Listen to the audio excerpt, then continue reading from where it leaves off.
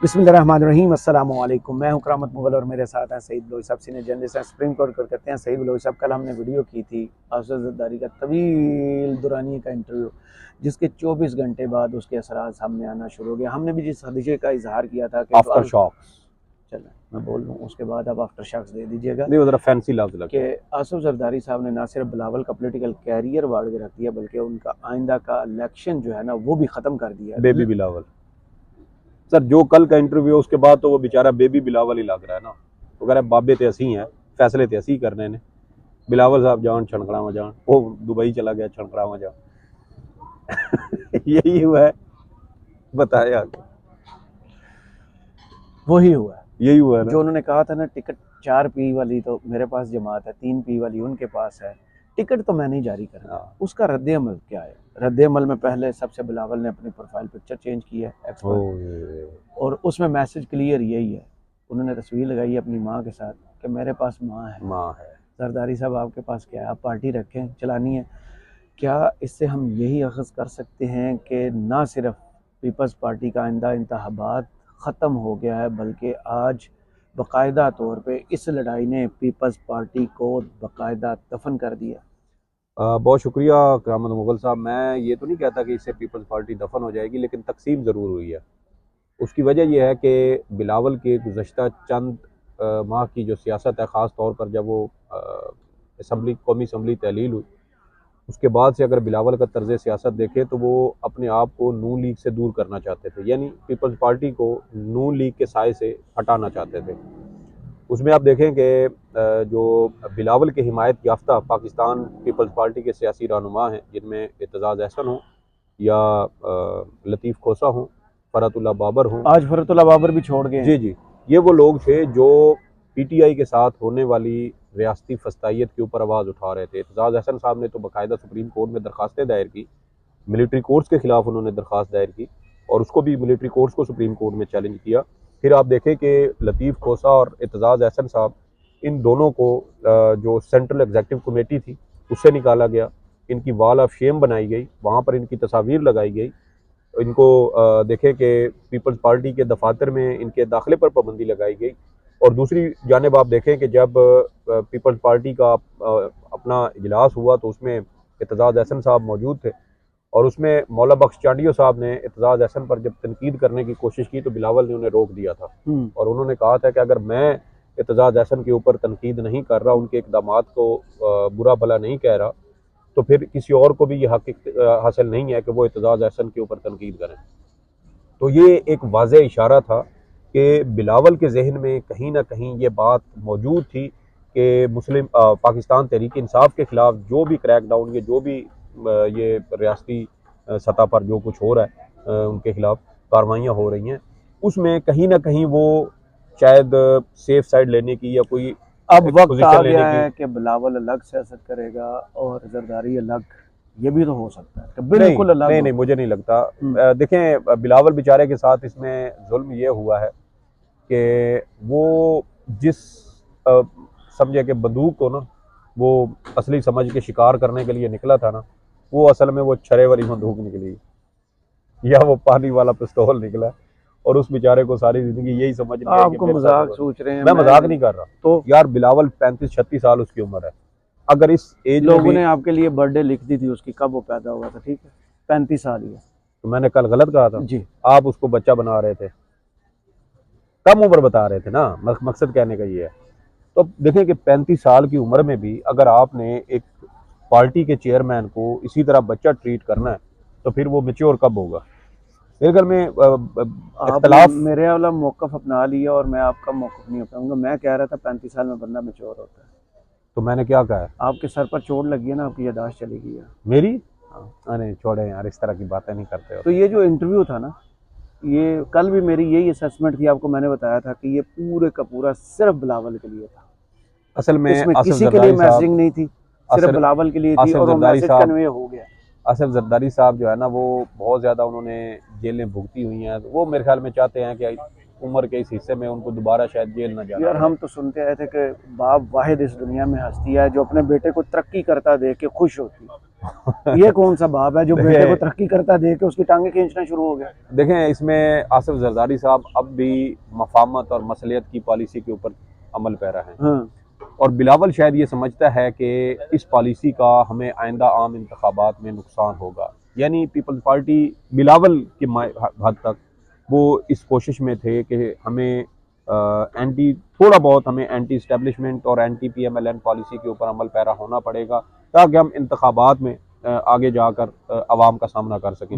इसी हवाले से आप देखें कि बिलावल ने जो गुज़श्ता दिनों KP के जलसे किए हैं उसमें भी वो बार बार एक सियासी जमात को तनकीद का निशाना बना रहे थे जिसका वो खुद भी हिस्सा थे, उस हुकूमत का, PDM। और उसमें कि वो एक सियासी जमात का सारा जोर ही अपने मुखालफिन से बदले लेने पे था, तो वो किसको तनकीद, वो मुस्लिम लीग नून को तनकीद का निशाना बना रहे थे। दूसरी जानिब आप ये देखें कि बिलावल साहब ने एतजाज़ एहसन और लतीफ़ कोसो को बिल्कुल फ्री हैंड दे के रखा कि वो अगर वो अपने आज़ादाना एक जो उनकी एक राय है या उनकी जो सोच है उसके तहत अगर वो देख समझते हैं कि PTI के खिलाफ ये जो क्रैकडाउन हो रहा है ये गलत है, जिस तरह खवातीन को गिरफ्तार किया जा रहा है, हरासा किया जा रहा है, 6 महीने से वो जेलों में है और कोई उसके ऊपर नोटिस लेने को तैयार नहीं है, तो ये मामला उन्होंने सेनेट के अंदर भी उठाया। और फिर देखें कि अब आहिस्ता आहिस्ता शायद वो जो आवाज़ें अभी भी अकलियत में हैं लेकिन आहिस्ता आहिस्ता वो आवाज़ें जमा होना शुरू हो रही हैं। आप देखें कि मुस्लिम लीग नून से सेनेटर सादिया अब्बासी ने ये आवाज़ सेनेट में उठाई और वो शायद खकान अब्बासी साहब की बहन है और मुस्लिम लीग नून की सेनेटर हैं। तो कहने का मकसद ये है कि शायद देर से सही लेकिन शायद अब लोगों को ये रियलाइज़ हो रहा है कि जो कुछ खवातीन के साथ पिछले 6 माह में, अब देखें ना डॉन ने पूरा एडिटोरियल लिख दिया इसके ऊपर कि ज़ियाउल हक के दौर में भी खवातीन सिर्फ वो ऊपर की जो टॉप लेवल पे जो पॉलिटिकल एक्टिविस्ट वो भी टॉप पे, मतलब कि आप टियर 1 और टियर 2 की हद तक देख लें, यहाँ तो आम वर्कर उठा लिया, यहाँ पर आम वर्कर को उठाया गया। वो तो यूनियन काउंसिल लेवल से भी नीचे एक आम वर्कर होता है जिसका मकसद ही सिर्फ वोट डालना और अपनी पार्टी के साथ अपनी हिमायत का इजहार करना होता है, उसको भी निशाना बनाया जा रहा है। तो इस वजह से ये चीज़ें डिफ्रेंशिएट हो रही हैं और वाज़े तौर पर एक हमें इसमें जो है वो टकराव नज़र आता है बिलावल साहब की सियासत में और आसिफ जरदारी साहब की सियासत में। आप देखें कि आसिफ जरदारी साहब मौलाना साहब से मिले और उनके वो जो एक क्या कहते हैं कि वो इमाम उन्होंने बनाया हुआ था PDM का उन्हें, और वो उनके पीछे खड़े हुए हैं। तो आसिफ जरदारी साहब शायद ये समझते हैं कि जब बिलावल ने और पाकिस्तान पीपल्स पार्टी के कुछ दीगर लोगों ने 90 दिनों में आम इंतखाबात का मुतालबा किया था तो अचानक से 350 अरब के करप्शन केस खुल गए थे। मतलब कि वो इस्टेब्लिशमेंट जो 16 महीने तक इस PDM हुकूमत के साथ रही और इसको मुकम्मल तौर पर सपोर्ट करती रही, उनको कौमी असम्बली ख़त्म होने के बाद अचानक याद आया और नैब को भी अचानक याद आया कि अच्छा वो यार आया तो लोग सारे करप्ट ने, इन्होंने 350 अरब के केस बन देने। तो ये देखें कि चीज़ें इसी तरीके से मैनुपुलेट हो रही हैं और शायद इसी वजह से आसिफ जरदारी साहब अभी भी खौफजदा हैं। और मेरे ख्याल में अगर हम सियासी तौर पर इसमें देखें ना तो बिलावल हमें दुरुस्त पोजीशन पे खड़ा हुआ नज़र आता है। और जिस तरीके से कल आसिफ जरदारी साहब ने इंटरव्यू में बिलावल की सियासत की मंजी ठोकी है ना सर, मेरे ख्याल में अब बाप बेटे की ये तलखी काफ़ी आगे तक जाएगी, काफ़ी इसमें इजाफा भी हो सकता है क्योंकि आइंदा आम इंतखाबात है और अगर उन इंतखाबात में पीपल्स पार्टी अच्छा परफॉर्म नहीं, 2 माह सिर्फ जी, और अगर अगले आम इंतखाबात में पीपल्स पार्टी अच्छा परफॉर्म नहीं करती तो फिर इसका अल्टीमेट जो बोझ होगा ना सारा वो आसिफ जरदारी साहब के ऊपर आएगा। सारे मिलके तोड़ रहे थे PTI, आज फरतुल्ला बाबर साहब छोड़ गए, ये तो इनकी अपनी पार्टियां छोड़ना शुरू गए, जो इनके नजरियाती कारकुन थे वो छोड़ना शुरू हो गए। सर देखे ना तर्ज सियासत यही होता है ना। हाँ। हम कई बार पहले भी इस चीज़ को डिस्कस कर चुके हैं कि वो मेडल्स जो पाकिस्तान पीपल्स पार्टी अपने सीने पे सजाती थी और कहती थी देखें हम आइन के बानी हैं, ये हम आइन के बानी हैं, हम इंसानी हकूक़ के तहफ़्फ़ुज़ करने वाले हैं, हम उसके लिए आवाज़ उठाने वाले हैं, हम जमहूरियत के दाई हैं, हम फलाना टिमकाना, ये सारी चीज़ें क्रेडिट लेती थी, तमगे के तौर पे इन चीज़ों को वो सजाते थे। अब तो छाती कट गई ना, तमगे किधर लगाएं? तो फिर यही बात है ना, आपका तर्ज सियासत ने आपकी उस सिमत की का तयन कर दिया है और अब आप जो मर्जी करें, आप तारीख के गलत साइड पर खड़े हैं। आप 16 महीने तारीख की गलत साइड पर खड़े होकर हुकूमत करते रहे, एक फाशिस्ट हुकूमत का आप हिस्सा रहे। जुल्फ़िकार अली भुट्टो के ऊपर यही इल्ज़ाम लगता है कि वो पहला सिविल मार्शल लॉ एडमिनिस्ट्रेटर था और उसके दौर में उस वक्त सियासी मुखालफिन को जिस तरह दबाया गया उसी की झलक हमें PDM के गुज़श्ता 16 माह में भी नज़र आती है।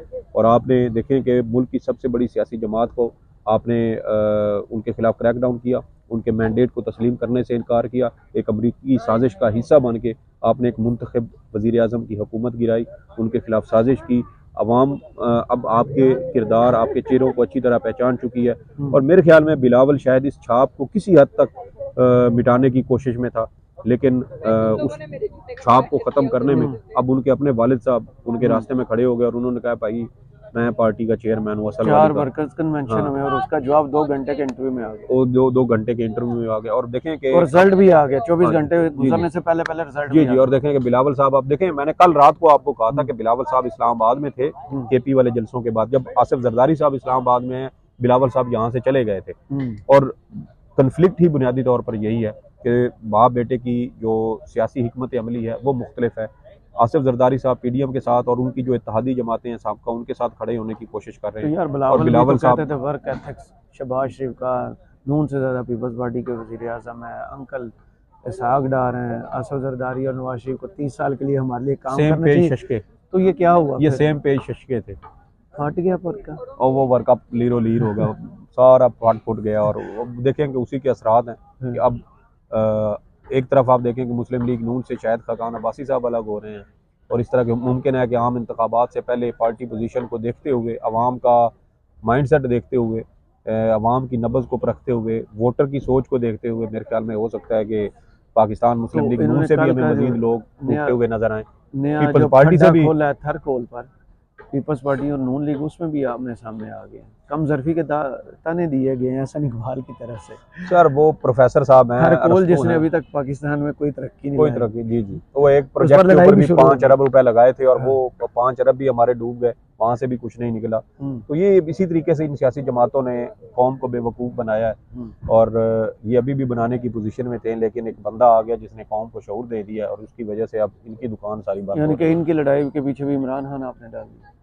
नहीं, असल में इमरान खान तो इस सेंस में आते हैं ना कि उन्होंने अवाम को जो शऊर दिया है वो अब इनकी बात तो मानते नहीं है, तो इसलिए अब ये फ्रस्ट्रेशन का शिकार है कि वोटर हमारी बात नहीं सुन रहा। नहीं, बाप बेटे की लड़ाई में इमरान खान कहाँ से आ गया?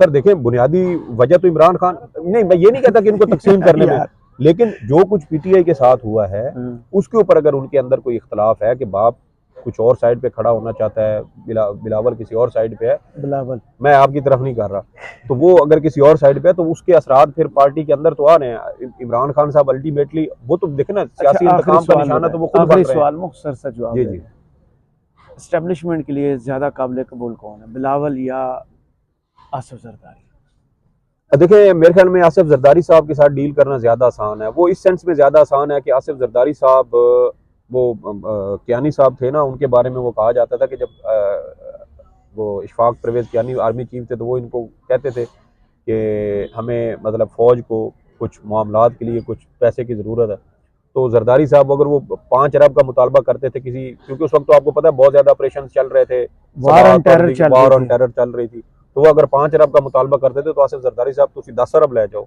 कोई इशू ही कोई नहीं, कोई आप ही नोट छाप दे। हाँ हाँ, तो वो असल में ना आसिफ जरदारी साहब की भी वही पॉलिसी है कि खुद भी खाओ तो दूसरे भी खिलाओ, खाता है तो लगाता भी इधर भी। मेरे ख्याल में वो नून लीग ने शायद इधर से थोड़ा सा ना, वो उन्होंने भी लड्डू चखा था और वहीं से इधर भी वो बयानिया चल पड़ा, झूठा खा लिया था, क्योंकि ये दोनों सियासी जमातें हैं तो एक ही सिक्के के दो रुख, नूरा कुश्ती भी करते हैं, सारा कुछ करते हैं एक दूसरे को। देखें ना, मुस्लिम लीग नून परेशानी में है तो आसिफ जरदारी साहब रेस्क्यू करने को पहुंच गए हैं। देखें ये एक और चीज़ की भी हमें एक अलामत नज़र आती है कि शायद बिलावल फ्यूचर को मद्देनज़र रखते हुए सियासत करना चाहता है, जो जदीद दौर है उसके तकाज़ों को शायद वो समझने की कोशिश कर रहा है, लेकिन आसिफ जरदारी साहब अभी भी वो पुरानी तर्ज सियासत छोड़ने को तैयार नहीं है। और बुनियादी यहाँ पर जो हमें फ़र्क नज़र आता है ना, वो शायद जनरेशन गैप अब हमें नज़र आ रहा है। कल उसने कहा है ना कि यार पापा यू डोंट नथिंग, अब नई पौध नई सोच रखती है, हर घर में यही है कि बाबा आप कुछ नहीं जानते। बिल्कुल यही बात है। और देखें कि मुझे तो ये जनरेशन गैप मालूम हो रहा है बाप और बेटे के दरमियान कि आसिफ जरदारी साहब किसी और माइंडसेट, किसी और तर्ज की सियासत करना चाहते हैं और बिलावल जो है वो ये समझते हैं कि अब हमें कुछ ना कुछ जदीद तकाज़ों के मुताबिक अपनी सियासत में, अपनी सियासी हिकमत, बिलावल भी तब्दीली के कायल हैं। बहुत शुक्रिया सईद लोग साहब, आपके तजिए का कमेंट्स बॉक्स में ज़रूर बताइएगा। ये वीडियो आपको कैसी लगी, इजाज़त दीजिए, अल्लाह हाफ़िज़।